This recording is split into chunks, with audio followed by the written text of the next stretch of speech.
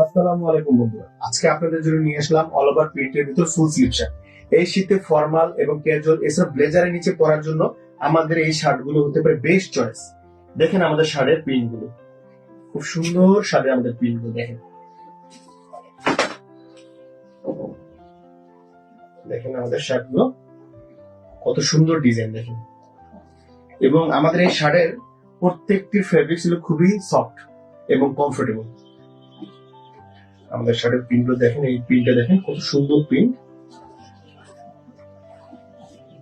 এই দেখেন গ্রিন এর ভিতরে এটা খুব সুন্দর একটা প্রিন্ট।